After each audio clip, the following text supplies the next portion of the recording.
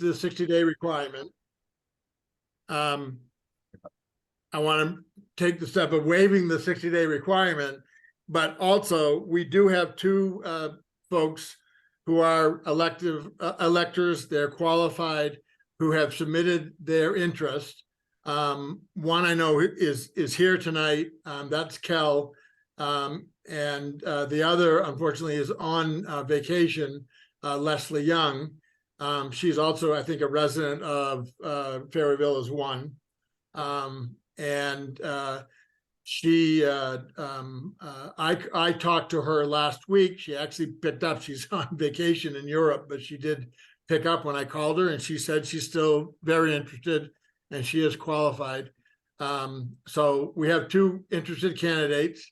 But before we go through that process, I want to make a motion to waive the 60-day requirement contained in our bylaws for filling a board vacancy, so that we can, do it ourselves rather than rely on the city and county of Denver to fill our vacancy.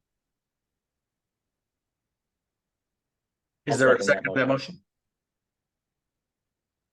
I second it, Kurt. Thank you, sir. So it's been moved and seconded to waive the 60-day requirement to fill the vacancy. Is there any discussion regarding the motion? Yeah, I'd like to elaborate. Yes. Oh, go ahead, Louis. I'll follow you. So, as you indicated, Bruce, the city's not interested in filling.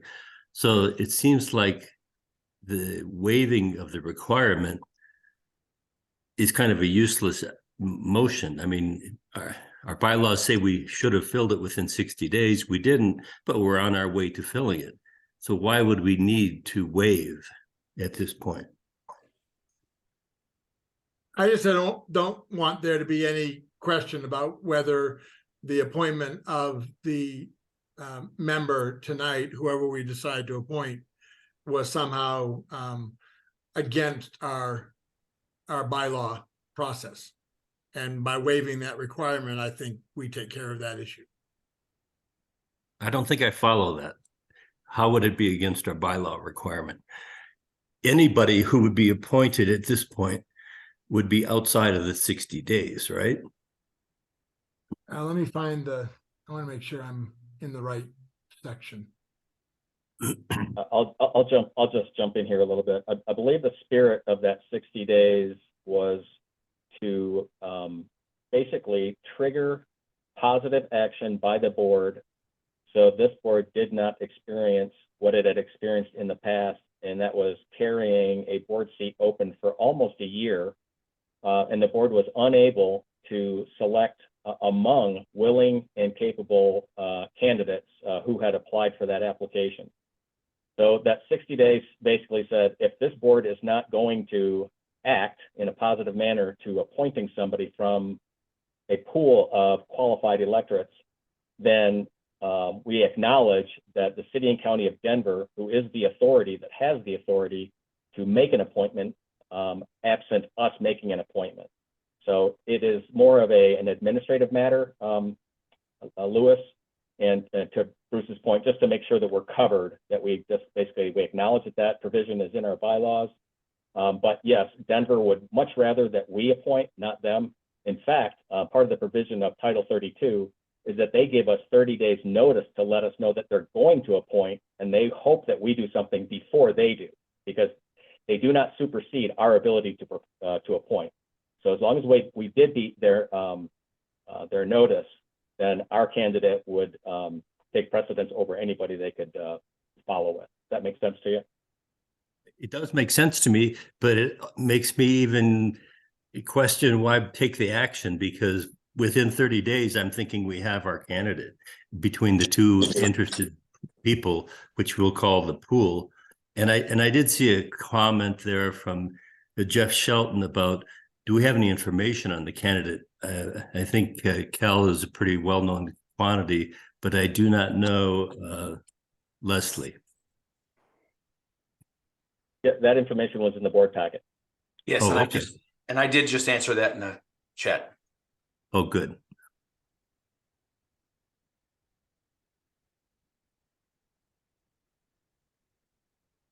Sounds like we're finished with discussion, Kurt. Yes, sir. And just for everybody's information, we're not taking public comments since there's a motion on the floor. So we can address your comments later on in the meeting. We had comments earlier and we were told to wait until this agenda item came up. All right, so it's up to the board then. Would you like to hear the comment from Ms. Shantz? Patty Davis, I'm sorry, I'm using Jenny Schrantz's computer. Anybody on the board have any opinion whether to admit or not admit any comments at this point on this item? Well, when we get to the part where we're going to talk about filling the Ford vacancy, the vacancy, I'm going to allow, I want to allow Cal to make a statement. And then I have the information about Leslie, and I know that both, I think Cynthia knows Leslie as well, and can tell about Cynthia, and or Murray know Leslie as well. But we have, Kurt, you shared Leslie's information with the board as well. So we can share with the community her qualifications as well before we go to the formal appointment process.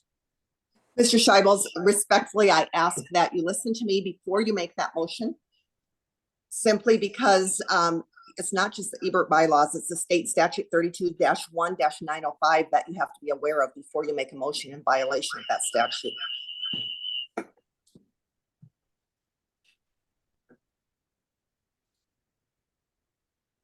You follow Hello? that? Yes, I don't know Bruce? why you are going to make a motion before that statute, or because it is a state statute, not just the Ebert bylaws. The state statute also says that if there's a pool of duly qualified and willing candidates, it then appoints the county commission. So it's not just your Ebert bylaws you're surpassing, it's also the state statute. And to me, by putting those things out of order and then not allowing us to speak and give our opinion will be a shoo-in for your candidate that you've handpicked. And ma'am, you're using Ms. Schrantz's computer. What's your name? I am. My name is Patricia Davis. Thank you. Well, there too, that's another point, Bruce, about why waive the local requirement when it's the mandate really comes from Title 32 at the state level. We cannot waive that. So if we're trying to find cover by doing a waive, I don't see how you're going to accomplish that when Title 32 is going to be standing still. My additional question is, I understand that Mr. Klink was one day late to the submission. Could you share with us the date that Leslie Young became a qualified candidate? It was sometime after our June meeting when we reopened the interest information. Did you have a July meeting? I don't believe I read the minutes from that meeting. No, we did not have a July meeting. But at any point you could have made the appointment since you had somebody, is that correct? We couldn't make a meeting. We could not make an appointment without having a meeting. Okay, so there wasn't any meeting and now you found somebody who's qualified and has met all the qualifications under state law of being We duly have qualified? two qualified candidates at this point in time. Thank you. Okay. So I don't see the reason that we would stall this unless there is some reason that the people who proposed that motion have behind it. And I think that's important for all of us to know. Thank you for your comment. Appreciate it. Can I make a statement? Comment? Mr. Mills, this isn't public comment time, but if you have something regarding the motion Yeah, or the just appointment. quickly. When you guys have in your bylaws a 60-day window, you guys only meet every 90 days. That 60-day window is moot. You gotta change your bylaws. Thank you. Thank you, sir.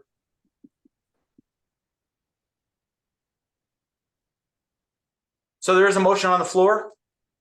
It's been moved and seconded to waive the 60-day requirement. Is there any more discussion from the board? The 60-day requirement is just filling the position within 60 days because we're beyond that.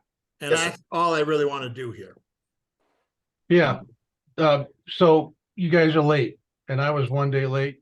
I forgive you for that, for being late on the 60 days. The waiving it is, are you intending to waive it just for this appointment? Or are you intending to rewrite the bylaws to change it to some different words? What is the real intent of this motion? This motion is just for tonight's action. No, what is it gonna do to the bylaws? It's just gonna waive that provision of the bylaw for tonight's action. For tonight's action? I see. So tomorrow your board will still be delinquent in posting. No, the next item on the agenda is to appoint a member to fill the vacancy. So you're gonna appoint a person tonight, Yes, but then it seems like it's adding entropy to the universe to make the waiver.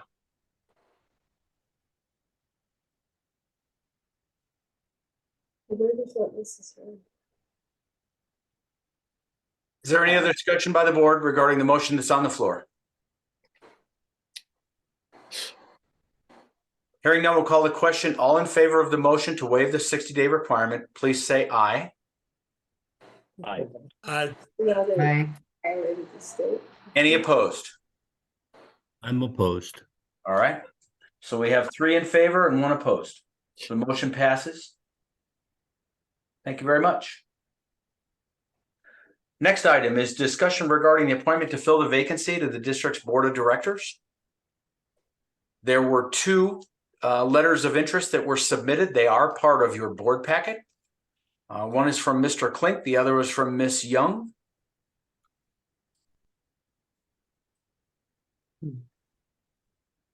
Okay. And Miss Young's resume is starting on page 13 of 45 of the board packet. And it goes on to page 14 and 15.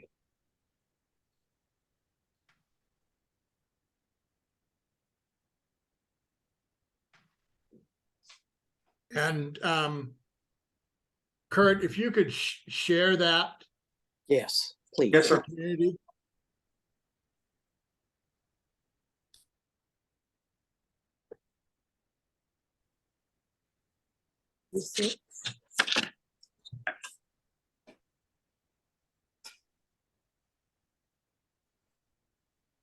So this is Mr. Klink's application.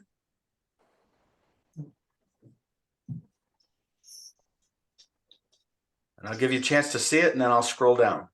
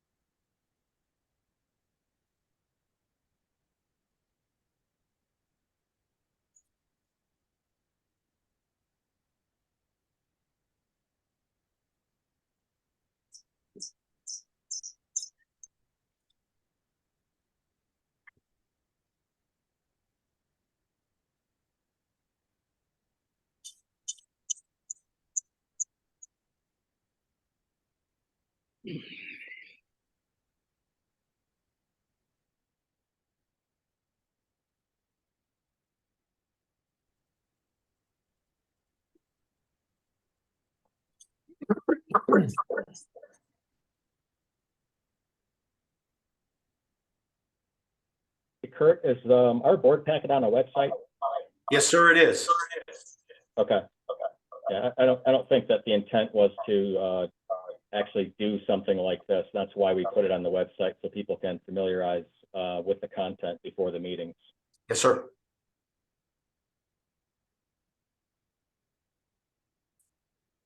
I'll scroll through here the rest and then we'll hit Ms. Young's very quickly. And then if the board would like, we can move on with considering that. This is Ms. Young's resume.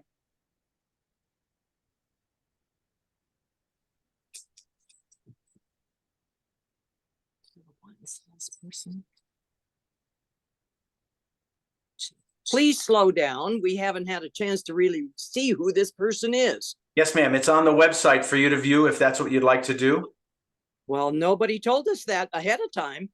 Ma'am, the board packet is presented to the website prior to every board meeting. So that's where it's at. You can pull that up now if you'd like to. It'd be nice if we could read it.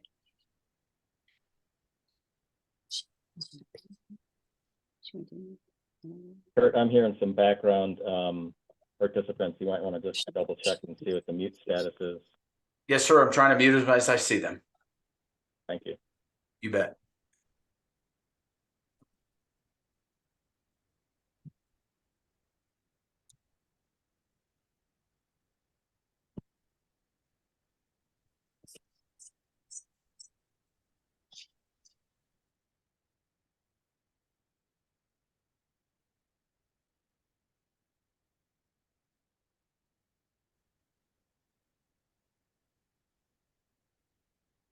Could you scroll back up a little bit to see the date of that letter? Yesterday? No, Oh, this. yeah, It's an email that was submitted on yesterday. June 22nd of 2023. Oh, June 20th. Thank you. June 22nd.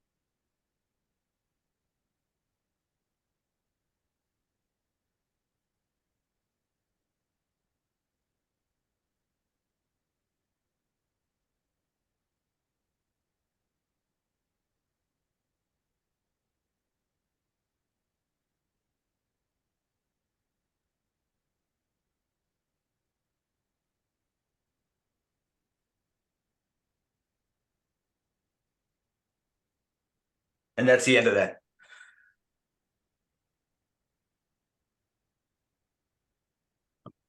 So at this point, I want to give Cal a minute to just give anything more that he wants to provide for his candidacy. And then I'll ask, I don't know Ms. Young, other than I know she's still interested in serving, as she says in these emails, but I know that either Cynthia or Murray know her and know a little bit about her background. If they could speak for about a minute about her qualifications before the board entertains a motion to appoint one or either of these individuals to fill the board vacancy.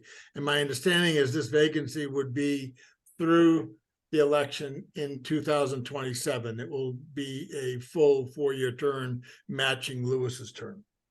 No, sir. It would only be through May of 2025 since it's an appointment. And so that person would have to run for re-election again through that 27 term. Okay, then I guess we need to, that's another amendment to the agenda that was for tonight's meeting, because it says till 2027, sorry.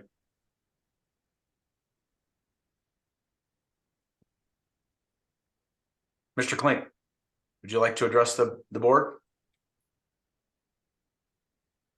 I appreciate the board reconsidering me for the position. And as I think one of the people, I think somebody mentioned that I'm pretty much a known quantity. I've been participating and educating myself about the Metro District and researching and a lot of the details of how this thing operates, the complicated relationship with Town Center Metro District.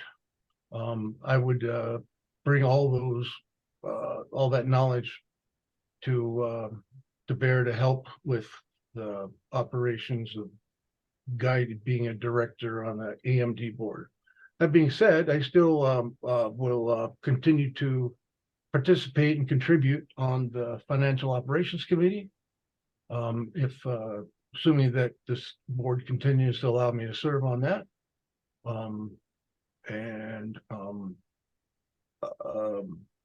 I would just want to say that I have at least been active, participating in all of the Metro District meetings. So I was out of country last week. I missed that town center meeting.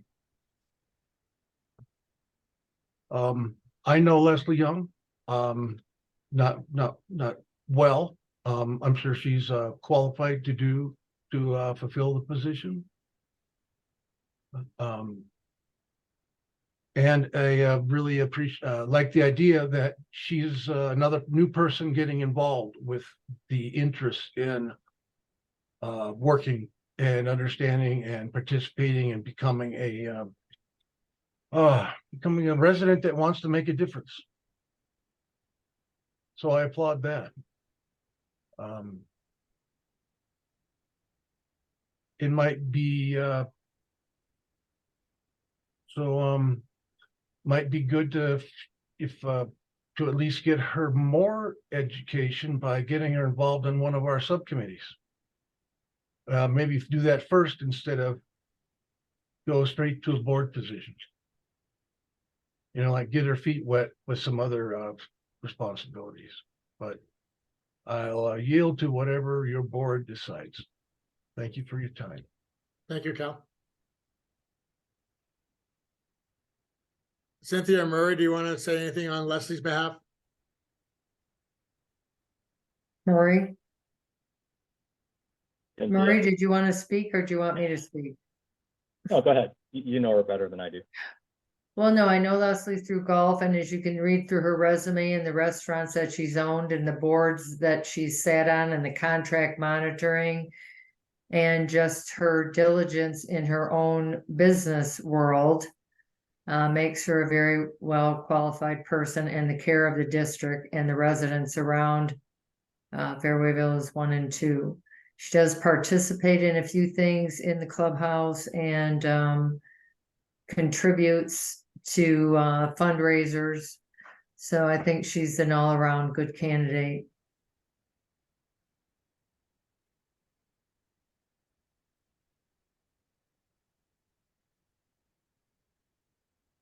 Thank you Okay. very much. Any other comments regarding either of the candidates? Or is there a motion from any of the board members? I motion to appoint Leslie Young.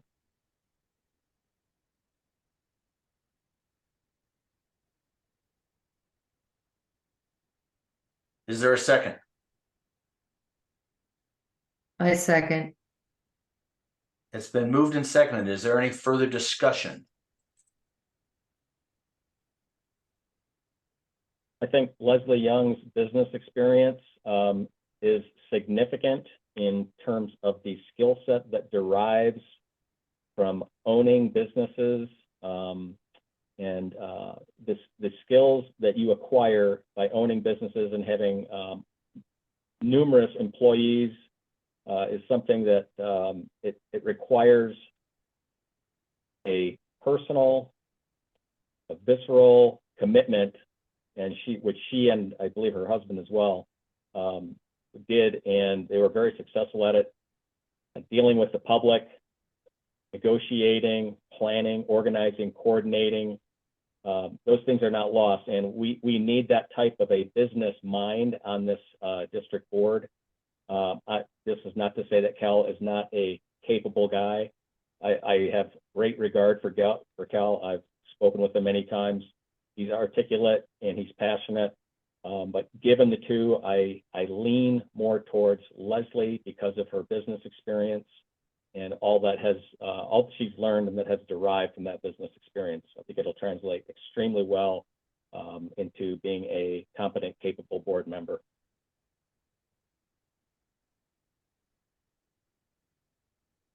Any other discussion from the board? Hearing none, we'll call the question. All in favor of appointing Ms. Young to the board to fill the term through the May 2025 election, please say aye. Aye. Aye. Is there anyone opposed? I'm opposed. Thank you, Louis.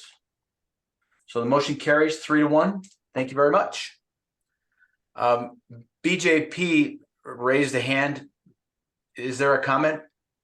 Yes, I'd like to know why in the world you would have someone on the board that most of us have never heard of. Thank you, ma'am. Appreciate it.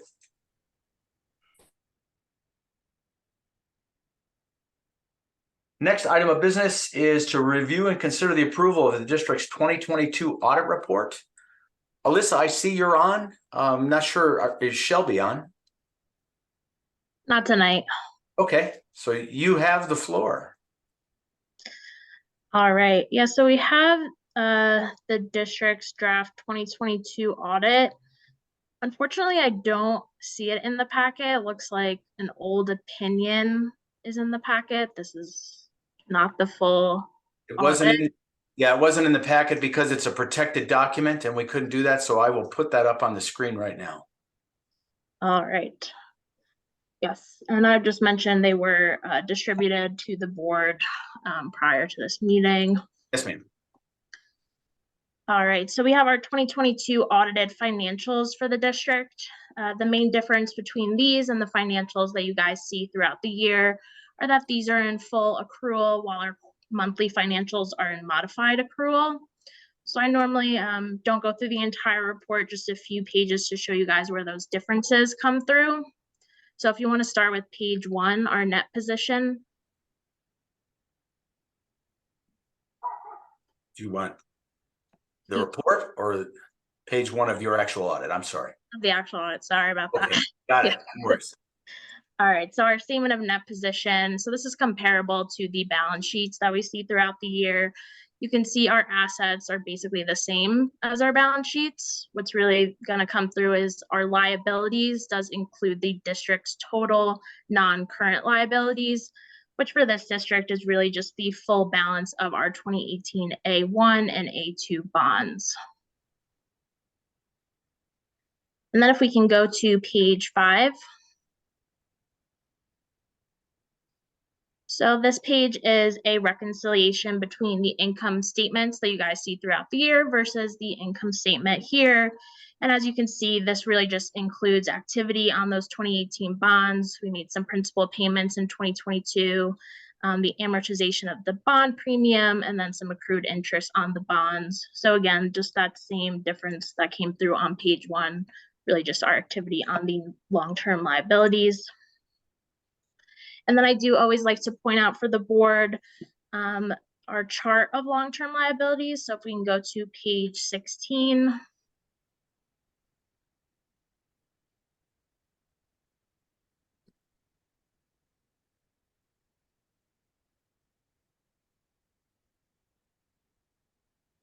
Yes, right here. So this is just going to be our chart of our long-term liabilities, which really just shows the detail of your balances on your bonds.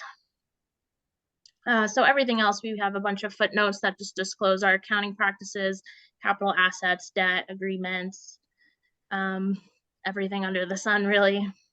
And just to note, so we have received a clean opinion from the auditor. The attorneys have reviewed the audit along with the board and Marie and Bruce. And we have extended the due date to September 30th. So we are looking to file on time by September 30th with board approval tonight. Are there any questions? This is Louis. Did you experience any difficulties in getting the audit completed this year? Anything in particular? Nope, no difficulties really came through. The reason we extended was just due to, we got the engagement letter a little bit late in the beginning of the year due to the board, I believe, was thinking about transitioning accounting services at the time. So, Okay. but once we got that engagement letter and everything flowed well. So And if we And no- received, I know when TCMD was talking about their audit, they were waiting for their legal letter component. Have we received our legal letter component for the audit? the attorneys, yes, yes, they did review and signed off on this audit. Okay, great.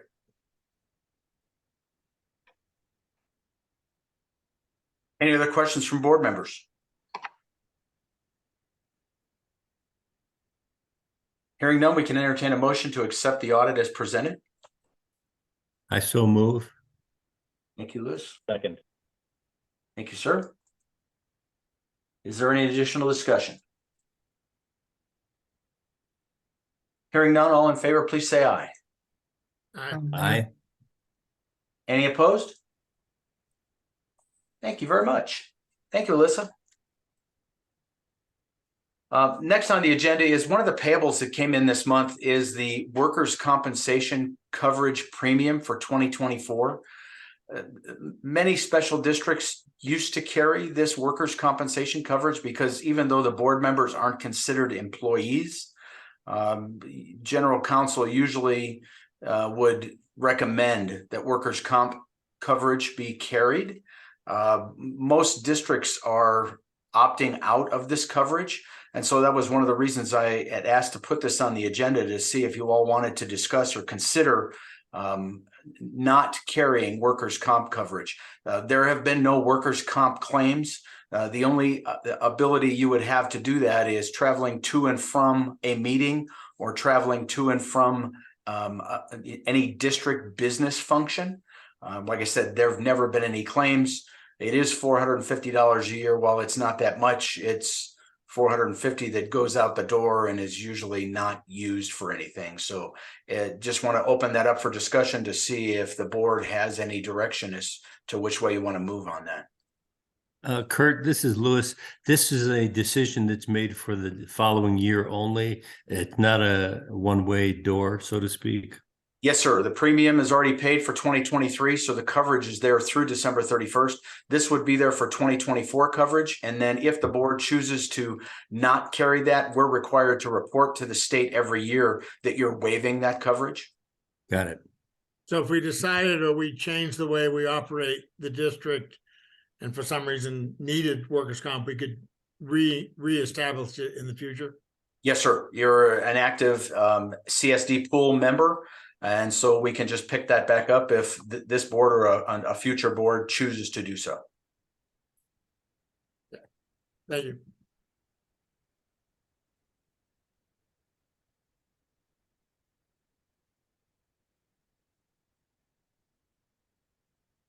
So at this point, if anybody's interested in waiving that coverage, we can entertain a motion to do that. Otherwise, we can just move on if there's no motion. I motion to waive work comp coverage in 2024. Thank you, sir. Second. Thank you very much. Is there any further discussion regarding the motion to waive workers' comp coverage for 2024? Hearing none, all in favor, please say aye. Is there any opposed? Thank you very much. Appreciate that. Number 11 is to review the financial statements for the period ending July 31st. And so, Alyssa, I will give you the floor again. All right, so we did provide July 31st financials in the packet for review. I would say nothing out of the ordinary stood out to me that I'd necessarily feel the need to go over. So I'd really leave it up to the board. If you guys have any questions or would like me to go over anything in more detail, we can certainly go over that now. This is my first meeting with you guys, so however you guys want me to cover these. Alyssa, is there any particular area that you see as red flags or we should be keeping an eye on for the second half of the year? Right now, no, I didn't really determine any risks coming through in our expenses.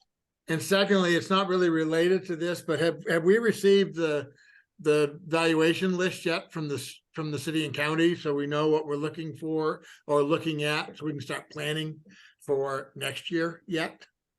Yes, so we did receive our preliminary assessed valuations from the county.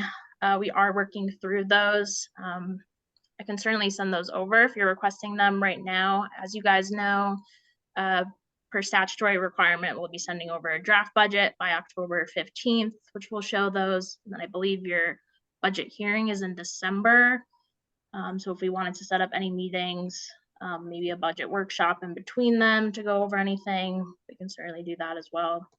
Okay, we may send some emails offline because there's some different things that we may want to, because I know people are worried about major increase. I know we don't have a lot of control over that, or don't have as much control as maybe we'd like, but maybe there's some things we can do to maybe soften the blow, and your help and Shelby's help or CLA's help in giving us options will be appreciated. Understood. Yeah. Alyssa, one quick question on this page. Under the general fund, you've got the receivable from the county treasurer, which is the asset, and then the due to town center, which is the remittance to town center for that. Can you give us some idea of the status of the collected taxes? Are we at 99% or where are we? Yes, so we are actually at 101% collection of properties. So we got some last year collections in this year, huh? Yeah.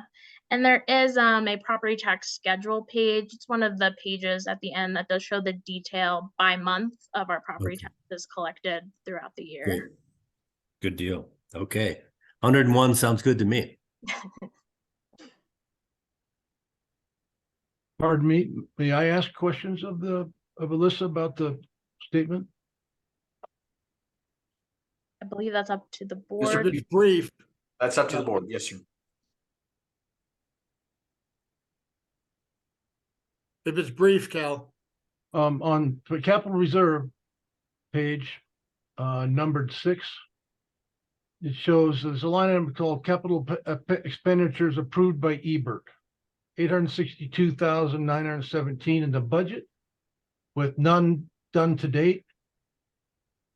Is that something that the Ebert board has already approved, or that was like a placeholder? Is that expected to be spent in this year? What is that? What's the status on that 862,000? I'll field that really quick.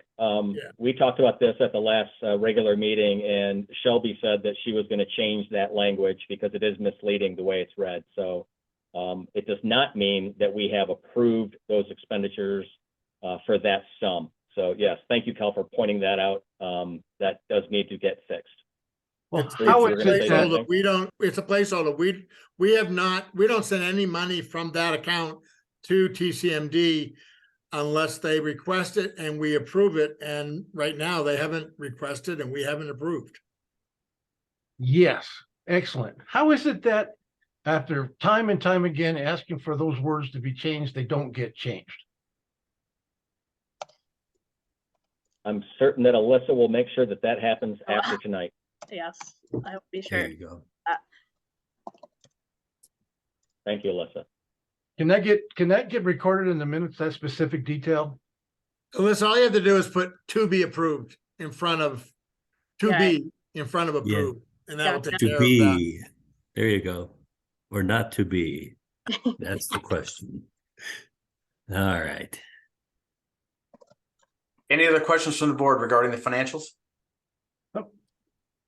Nope. Hearing none, just need a motion and a second to approve the financials as presented then, please. So moved. Second. All in favor, please say aye. Aye. Is there anyone opposed?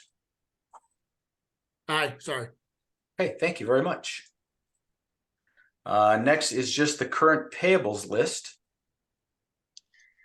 Yep, so we have the district's invoice payments and the current payables as of September 12th.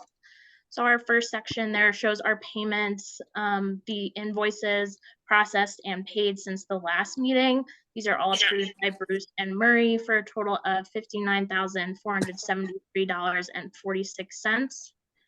I think the one thing really to mention here is the timing of payments. We really try to get our monthly invoices paid within the same month that we receive them. As you can see, we did make it in June, but then we did lag a few days in July and August. The good news is that all of our invoices for services through July have been paid as of September 12th. Good. And then we do have our payables. Those include a few August invoices that were available as of September 12th. So it is including that workers' compensation invoice, which we will remove since you guys are choosing to waive that. And then otherwise, I did receive the August legal invoice this morning. So we are working on processing these and shooting to get them paid by the end of the month.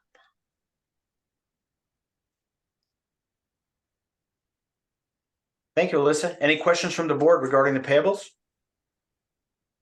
Alyssa, do you have an approximation of how much Ebert Metro District has spent on legal fees through this reporting? Yes, so that would be on the financials. So in our general fund, we have, oh, you just passed it. Sorry. Yep, this page. That's going to be our legal services line. As of July 31st, we've sent $47,804. And I only just received the August invoice, so I don't know that off the top of my head. But as of July, that's our number. Okay, and so the latest invoice is not in the payables here. Correct. Yeah, we prepared this to be distributed in the packet, and we didn't. It was not available yet. Okay, very well. Thank you. Are you willing to share what the legal invoices for August were, please? I don't have it on hand. I'm not sure if maybe Kurt or the board would like to. The August invoices will be published on the website once they're paid. But I don't know, I don't have the number in front of me. Yeah, and that was the last piece of information we were waiting on for August financials. So we'll get those done and they will be posted to the website shortly, and that'll be available for everybody to see. Okay, great. Thank you. I have a question. Why are there two of those SD fee invoices that go back to July 2021 and 2022? How did those fall through the crack? That was addressed in the last meeting, Cal. So I think there's comments in the notes from the meeting minutes that we just approved, so you can read about it there. Those are fees that basically Jerry never paid. Or prior, someone didn't pay. It was And both. Kurt took care of them. Thank you, Kurt. What does SD stand for? Special Special district. Special district.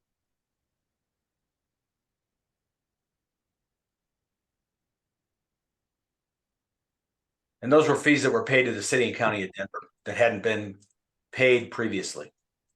So it was just bringing the account current. Any other questions regarding the payables? I accept a motion to approve as presented. So moved. Second. It's been moved and seconded. All in favor, please say aye. Aye. Aye. Aye. Any opposed? Thank you very much. Next is District Covenant Control and Restrictions Status Report.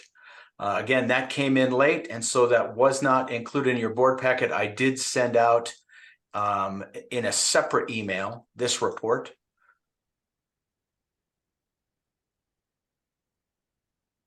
And so I really have no other information other than what's been included in this report. Yeah, that report is approximately 390 pages long. Yes, sir. And it's a history. This is just for people who are attending tonight. it's a history of actually West Wind enforcement actions for the period January 1st, 2023 to September 14th, 2023. And I think there's a pie chart. If you want to pull that pie chart up, Kurt, I think that pie chart reflects this. Either that or it's just for the work orders for TCMD. I'm not sure. Yes, sir. The pie chart was for the work orders. For the work orders. Okay. Yes, sir. But it is a voluminous report, as you mentioned. Yes. Any questions from the board regarding the compliance log? Thank you for getting that, and continue to please include that with every regular meeting, not special meetings, just a regular meeting. Yes, sir. Sure will.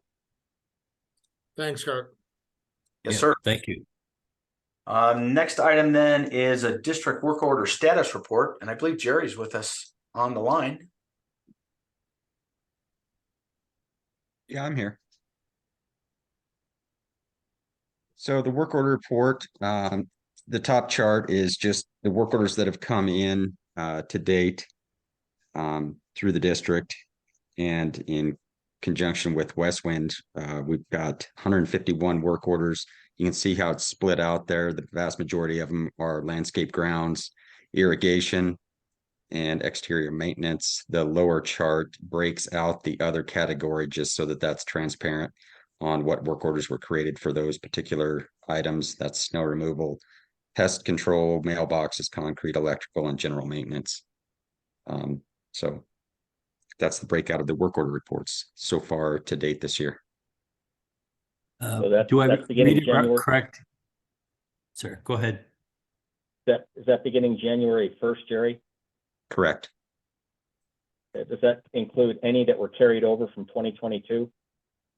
These were all, they have been initiated since January 1st. Okay, so those are new work orders for 2023. Correct. Thank you.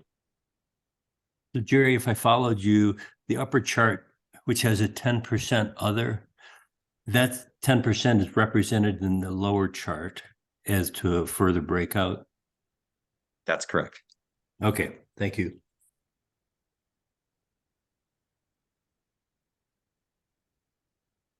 Any other Kurt, questions? you'll add this. Sorry. Go Yeah, ahead. Kurt, you'll add this to the board packet that goes on the website. Yes, sir. I sure will. Great, thank you. Part of the minutes as well. Yep. Any other questions for Jerry regarding the report? Thank you, Jerry. You're welcome. Thanks, sir. Appreciate it. Next item of business is the statutory compliance report. The district is in compliance right now. There's two outstanding items. One is to submit the 2022 audit. Since you've accepted that audit tonight, CLA will go ahead and complete that, and the auditor will submit that to the state auditor's office prior to the end of September, which is the deadline for the audit. Next compliance date is, like Alyssa said, is that we're required to present to you a draft budget by October 15th. And then the board can work on that over the next several weeks following that to determine, if you'd like to make any changes to the budget or any recommendations for future expenditures. The one thing I would ask you to do is, I'm sure you've all seen the information regarding Proposition HH that's will be on the ballot in November. That is a question to taxpayers whether they want to get some tax relief for the first 3 years, I believe, after it's passed, in order to give up a portion or all of your Tabor refunds. There was a lawsuit that had been filed to take that off the ballot. The Supreme Court ruled that the parties who filed the lawsuit didn't have standing, and so HH will be on the November 7th ballot. So there'll be a lot of information going across public media and social media regarding that ballot measure. That may affect the timeliness of the filing of the budget, and the state's given special districts some leeway with the regular recording deadlines or submission deadlines for that. And we'll be able to provide you that timeline of dates when we provide the draft budget on or before October 15th. Kurt, am I right that the election for that Proposition HH is in November? Is that right? Yes, sir. It will be a ballot question on the regular general election. So we'll have a proposed budget in October. The election happens in November. And if it passes, you need to resubmit a budget with the impact of HH, right? Yes, sir. And we don't have to submit the budget until in December. It's typically December 15th, but we've given a little bit of leeway on that because of that ballot measure. So what we're doing with most of the districts that we work with is the accountants are preparing 2 alternate budgets. It's not going to change your expenditures much, but it may change your revenues. And so that way we'll get a little bit ahead of the game for you to, have some more information to make an informed decision. Okay. Are there any plans at this point, and I hate to make it too local, but where taxpayers can avail themselves of an understanding? Because my reading of the proposition is that it's very complex and very comprehensive, and I don't think most voters are going to really take it all in as to what it means. Are you familiar with any resources, or is there a program that people can clue into so that they can hear a full and complete conversation about it and not just sound bites on what's going to be coming across media? There are several resources that I've seen from both sides of the aisle on the issue, because as I'm sure you're aware, each side has its own opinion of this proposed measure. And so as soon as we get some solid information or a good resource or good resources for that, I will recommend to the board that we publish that and send that out to the public, because again, what most folks are going to hear is tax break if they vote for it. But it might not necessarily be a tax break for you. I completely agree, and I'm happy to hear we have plans to share that kind of information. Very good. Thank you. Yes, sir. Kurt, this is Deborah Meglio, Yes, ma'am. and I see that number 16 is that you'll be going into executive session to discuss the litigation. And prior to your doing so, as a tax-paying resident here, I listened to the Town Center Metro Board meeting recently, and they had to increase from their reserves $200,000 in order to cover litigation with Ebert. I asked about the legal costs right now. I was quoted $47,800, not including August, and I'll go out and look at it when it's posted. A question was posed last week about mediation, and I have heard and been told, I listened to it on the meeting last week, that Town Center asked Ebert to negotiate or discuss, and it was said that Ebert flatly refused and said, we're going to litigation. You are 2 districts, 2 metro districts supporting the same residents using taxpayer dollars. And I don't understand how we could frivolously spend this kind of legal monies. And as adults can't get behind a table and discuss what needs to be discussed appropriately. There's also court mandated mediation. And as a tax-paying citizen of these communities, I'm aghast at why we can't discuss these things. If the board would like, I can respond to the claim that the attorneys have flat refused mediation if the board would like. Could you identify yourself? Yeah, this is Harley, but I'm your attorney. Okay. Harley, I'm Thanks, fine Harley. if you give a short. Yeah, but I also here's wanna what say, happened. Deborah, Here's what you're happened. wrong. Yeah. You can get. I'd like to be, I hope I'm wrong. Guys, let me Wrong explain. You're always wrong. information, but Harley can please. give you a very short, I'm without going going to. into the legal strategy. Let me Thank you, say it. Bruce. Here's what happened. Town Center said, we'll negotiate with you if you dismiss your lawsuit. That was their proposal. Dismiss this lawsuit, and then maybe we'll talk to you and negotiate all these issues. That was why we flat refused. We also tried talking to them for about 8 months before the We had, lawsuit was filed. We have tried to set up a Deborah, meeting. they were not being straight with you at the TCMD meeting. And we are being straight with you here. And We that's have all tried we to can set up say a right meeting. now. Yeah, Bruce, we have tried to set up a meeting for almost a year now. We've been pushed off by Town Center.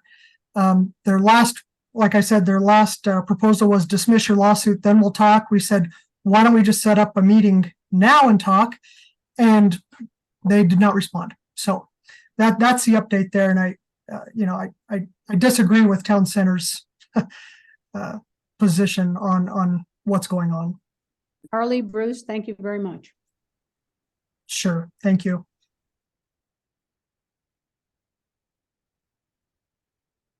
Okay, that concludes everything in the regular agenda. Anything else from the Board of Directors before we consider going into executive session?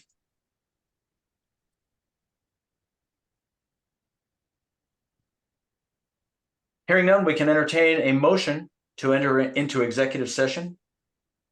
And before we do that, to my knowledge, there is not going to be any action taken after executive session. So we'll have to come out formally from executive session, but there won't be any further business as far as I know after executive session. But at this point, I would make a motion that the board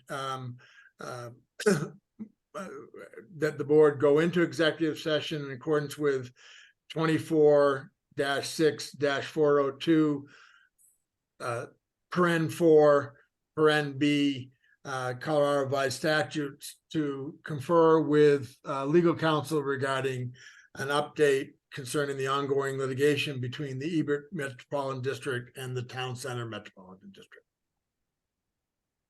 Thank you, sir. Is there a second? So move. Second. Thank you, Louis. It's been moved and seconded. All in favor, please say aye. Aye. Aye. Is there anyone opposed? Thank you very much. So, ladies and gentlemen, at this point, we're going to go into executive session, so we'll have to ask you to disconnect. As Bruce said, there's not going to be any action taken. The board will be required to come out of executive session, go back into general session just to adjourn the meeting. So thank you for participating, and we will get the minutes from this meeting up on the website as quickly as possible. And thank you and have a great night.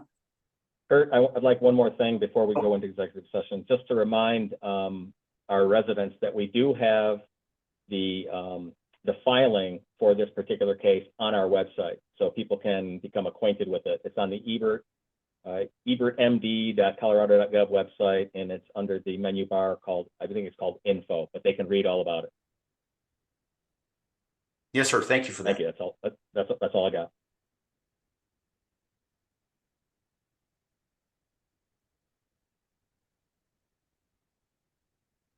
So we'll give everybody a minute here to disconnect.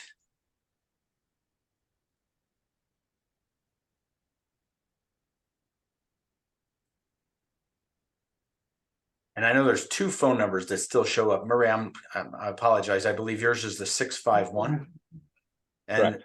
the 303-915-0227. I believe that's Evan. Oh, I'm sorry. Okay, so it's been moved and seconded. We are entering into executive session at 8:09. And so I will stop the recording at this point in time. So it's 8:25. We've left executive session. We're entering general session again. Board members, is there any other business prior to adjournment? Just for the record, the board held an executive session to hear regarding the status of the litigation from its attorneys between Ebert and Town Center. We had that discussion with our attorneys, and there is no action being taken as a result of the executive session. Thank you, sir. I move we adjourn. Second. Thank you. All in favor, say aye. Aye. Thank you very Aye. much. Thank you, Harley. Thank you, Evan. Thanks, Evan. Thanks, Thank you, Harley. Harley. Thank you, Evan. And Thank of you, Thank you course, all very Louis, much. thank you. Good night. Have a great night. Good night. Good night, Thank Louis. Good you. night, Bruce. Good night. Good night, all.